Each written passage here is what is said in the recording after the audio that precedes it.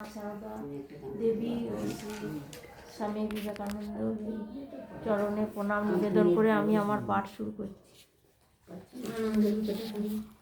শ্রী শ্রী শ্রী মা সারদা ঠাকুর ও ঠাকুরানী। মূর্তিমতী বিদ্যারূপিণী মানবীর দেহ অবলম্বনে দেবী উপাসনায় শ্রী রামকৃষ্ণের সকল সাধনা শেষ, আর সারদা দেবী শুদ্ধ দেহ ও মনের আধারে যুগ ধর্ম পালনী মহাশক্তি শ্রীমায়ের জীবন আরম্ভ। শ্রী শ্রী মায়ের বাহ্যজ্ঞান ফিরিয়া আসিলে তিনি মনে মনে শ্রীরামকৃষ্ণকে প্রণাম করিয়া বাহিরে আসিলেন। আজ তাহার মনের কি ভাব, কি অনুভূতি, কে তাহা নির্ণয় করিবে? এই মহাপুজোর পরও 5-6 মাস শ্রীমা সারাদিন নহবতে থাকিয়া কাজকর্ম সমাপনান্তে রাত্রে শ্রীরামকৃষ্ণের শয্যাপার্শ্বে শয়ন করিতে আসিতেন। শ্রীরামকৃষ্ণ তাহার কাছে আধ্যাত্মিক রাজ্যের সাধন ও ভজনের কত কথা বলিতেন। শ্রীমা উহা তন্ময় হইয়া শুনিতেন।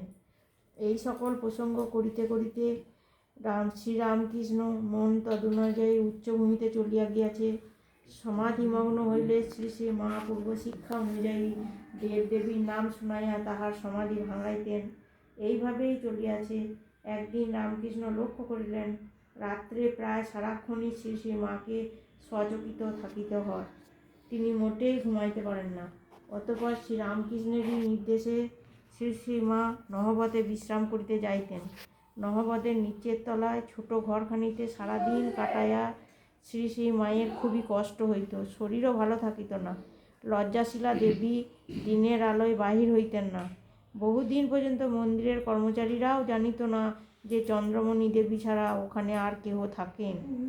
একদিন পূর্ণিমার আলোয় 10 দিক উদ্ভাসিত দেখিয়া শ্রী শ্রী মা শ্রী ভগবানের নিকট করজোড়ে প্রার্থনা করিলেন, আমার মনটি ওই জোছনার মতো নির্মল করে দাও। আবার গঙ্গা জলে চন্দ্র প্রতিবিম্ব দেখিয়া কান্দিয়া কান্দিয়া বলিতেন, চাঁদেও কলঙ্ক আছে, আমার মনে যেন কোনো দাগ না থাকে।